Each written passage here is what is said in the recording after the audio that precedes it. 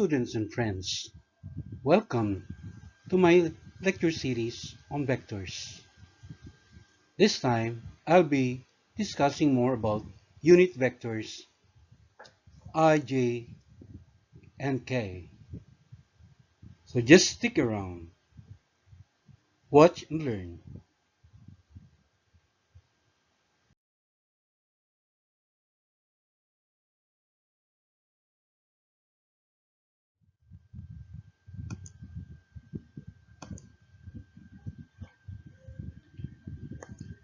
Let me start by recalling the meaning of unit vector. So what is a unit vector? Although this was discussed already in the second episode of my lecture series on vectors, we are reviewing it once again. A unit vector is a vector that has a magnitude of 1 with no units. Its only purpose is to describe a direction in space, just like what is shown in this x, y, z coordinate system. Alright?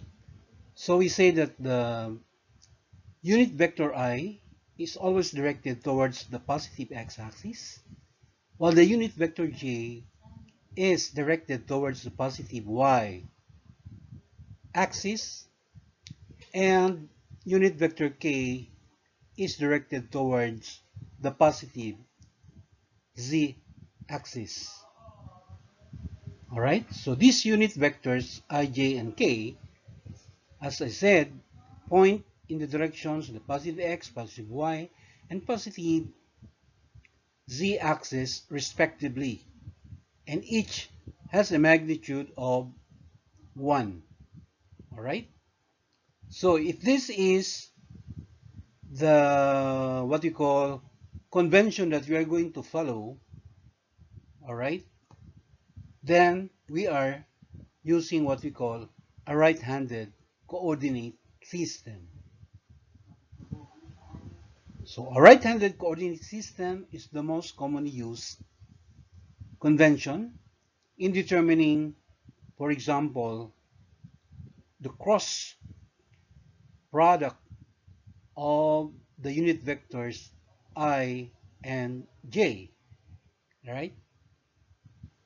The cross product of I and j, all right, is always along the positive z-axis, right?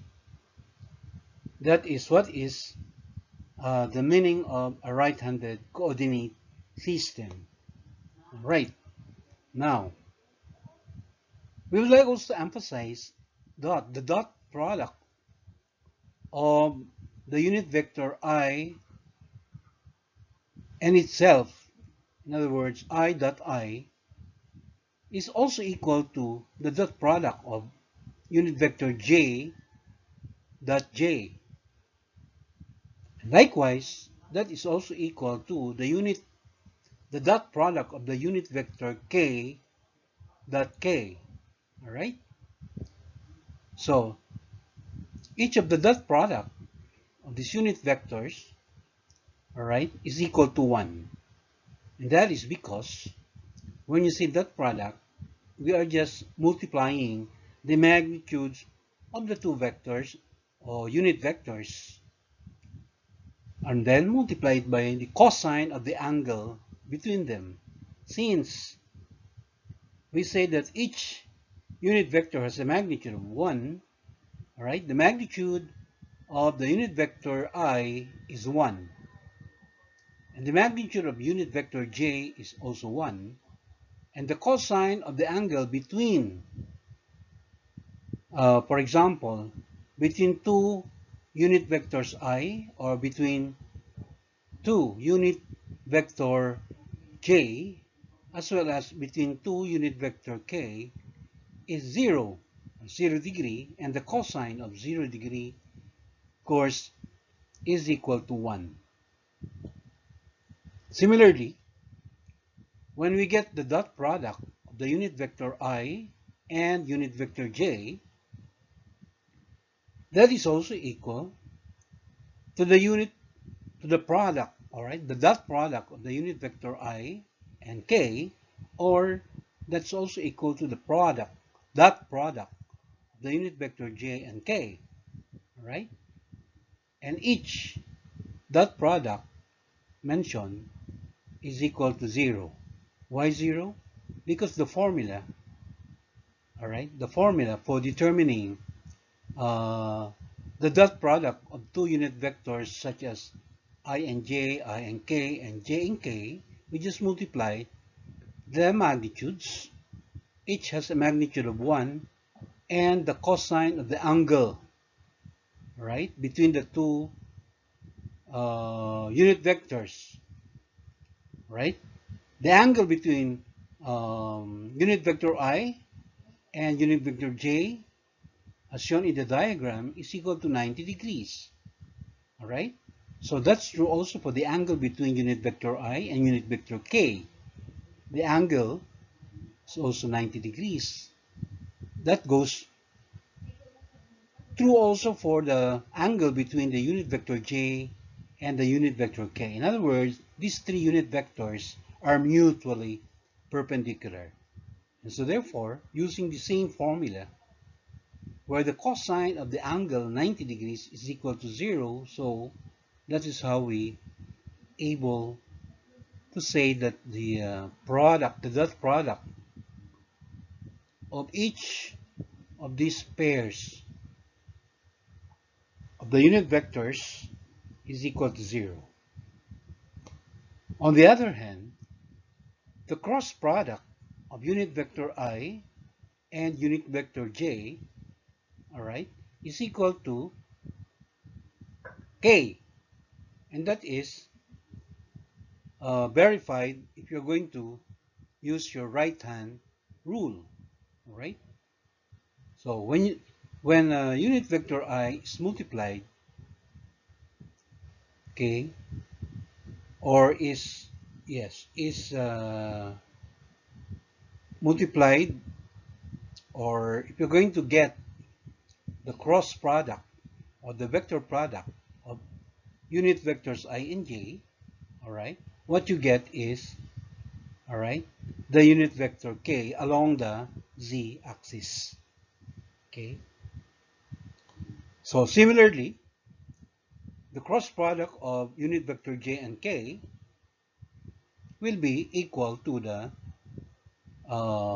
unit vector I. Of course, the cross product of the unit vector k and unit vector I, of course, is the unit vector j.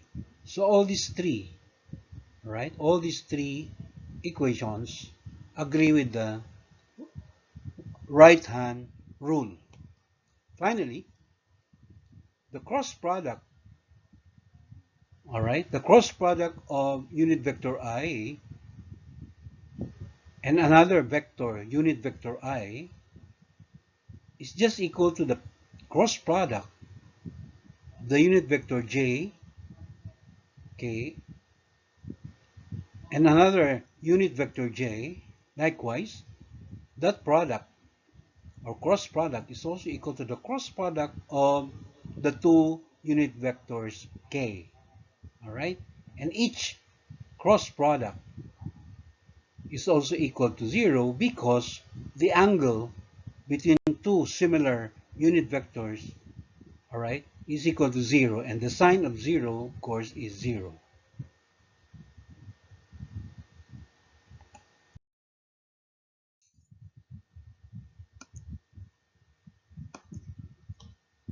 We now answer question number 1. Is the vector I plus j plus k a unit vector? Is the vector 3.0i minus 2.0j a unit vector? Justify your answers. So,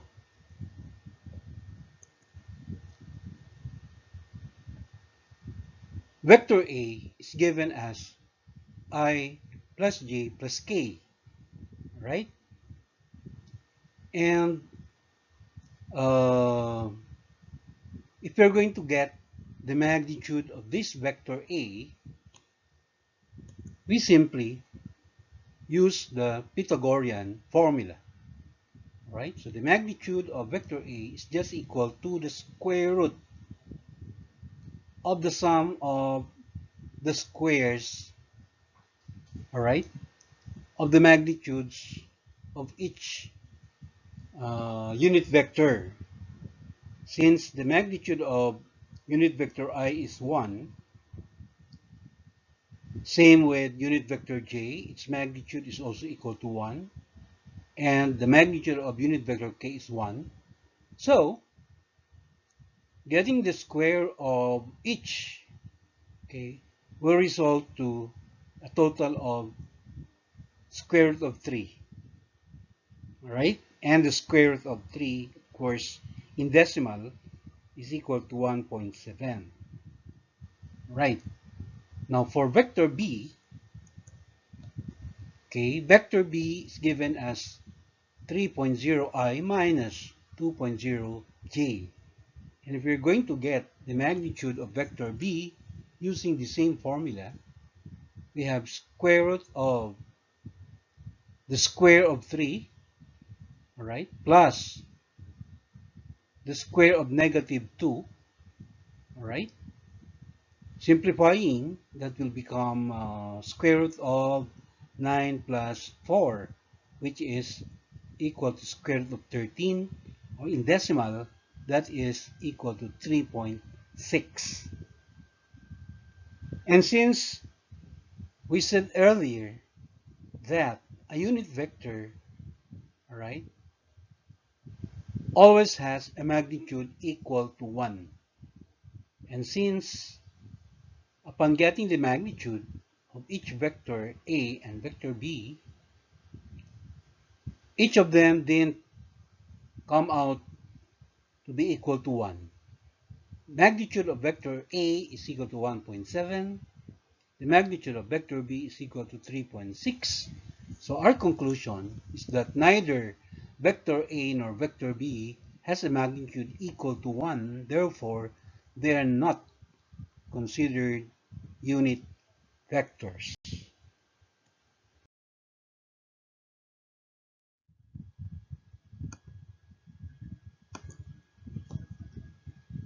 Question number 2.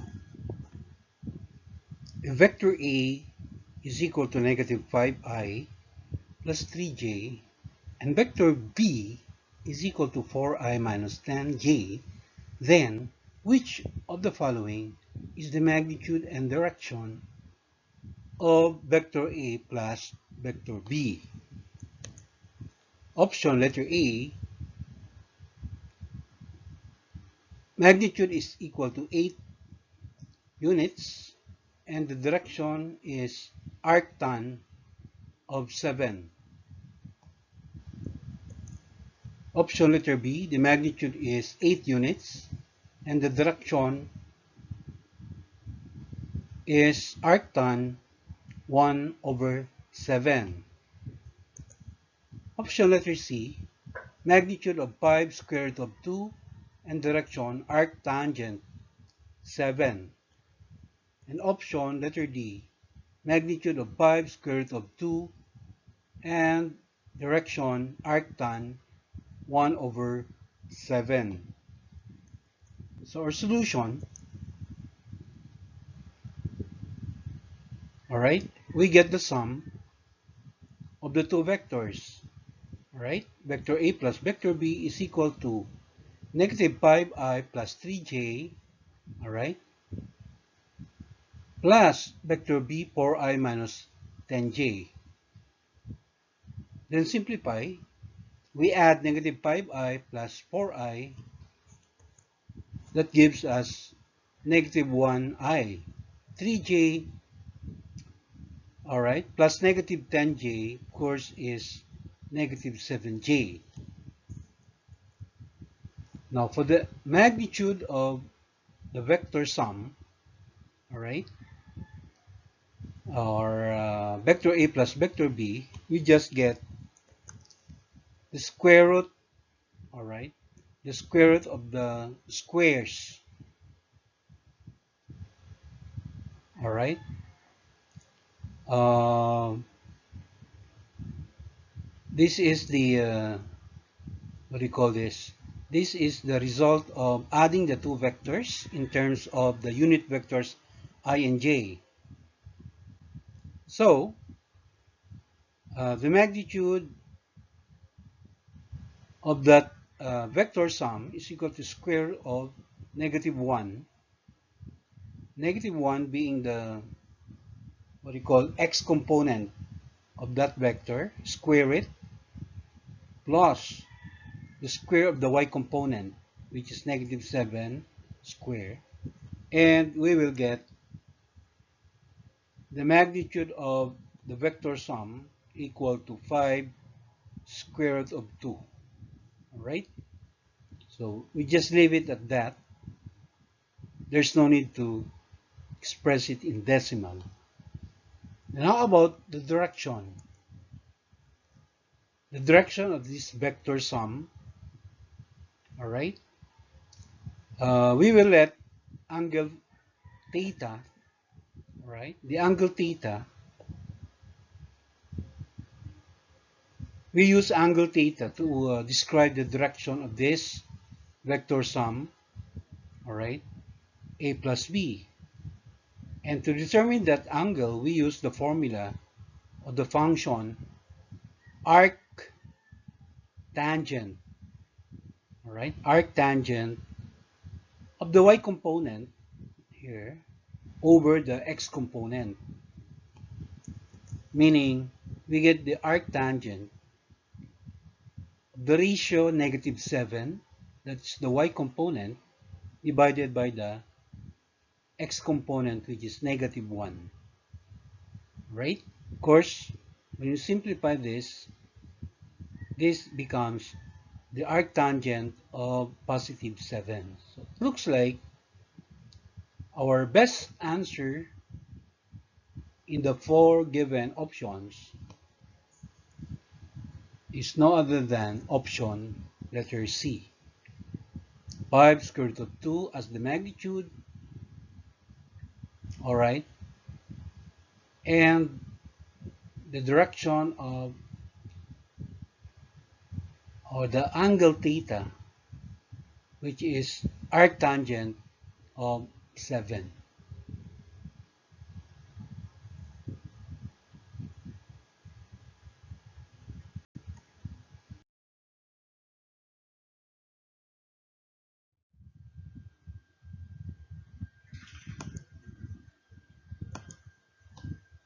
We're down to our last question, number 3. A particle P is moving with a constant velocity of 8.0 meters per second in the direction 4.0 I minus j minus 4.0 k. At time equals 0, particle P is at a point whose position vector is 5.0 I plus 2.0 j minus 6.0 k. Question is, find the position vector of particle P at time equals 5.0 second. So our solution, we first determine the unit vector in the direction of the velocity. This unit vector is just equal to the given vector divided by the vector's magnitude. Substituting, okay, the given vector,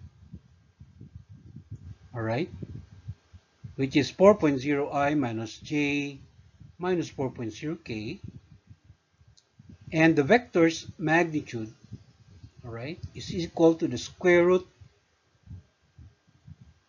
of the sum of the squares of each component, all right, square of 4 plus the square of -1 and plus the square of -4.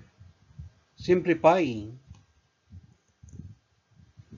or equating this, all right, unit vector, multiplying that by the velocity of 8.0 meter per second, then we will be able to determine the velocity v, right?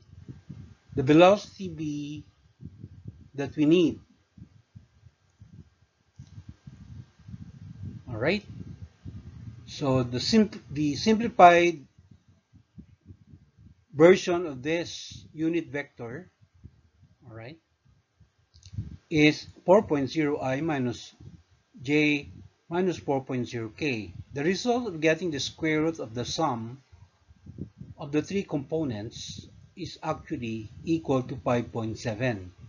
So this unit vector, when multiplied by the given velocity 8.0 meter per second, whose result is equal to 5.6i minus 1.4j minus 5.6k, right? So this is the velocity v, all right, expressed in the unit vectors I, j, and k. We'll continue with our calculation in a short while.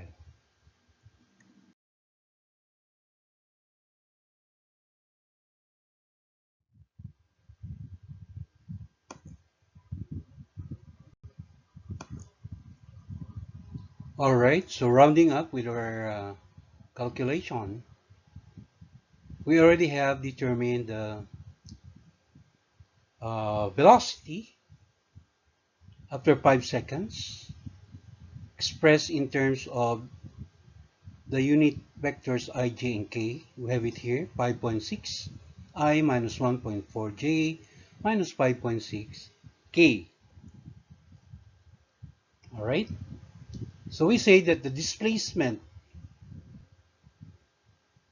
okay, the displacement of the particle after 5.0 seconds is this velocity, which is constant, multiplied by the time of 5.0 seconds, and that gives us 28i minus 7.0j minus 28k. All right, so we call this the position after 5.0 second, the position of the particle. All right, since what we are asked in the problem is the final position, all right, given the initial position of the particle at time equals 0, so we just get the difference. That is, position vector in 5 seconds must be equal to the final displacement minus the initial displacement. That is, the final displacement is what we got here, 28i minus 7.0j minus 28k, all right, minus the initial displacement, which actually is given in the problem. All right, and that is expressed as 5.0i plus 2.0j minus 6.0k. Since we are subtracting, right, our operation is subtraction. So this means 28i minus 5.0i,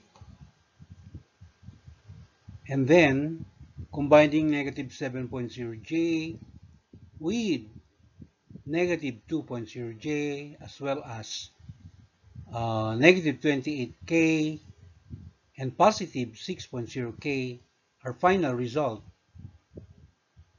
is position vector at time 5.0 second, all right, is equal to 23i minus 9.0j minus 22k. So that's it. This is our final answer to question number 3.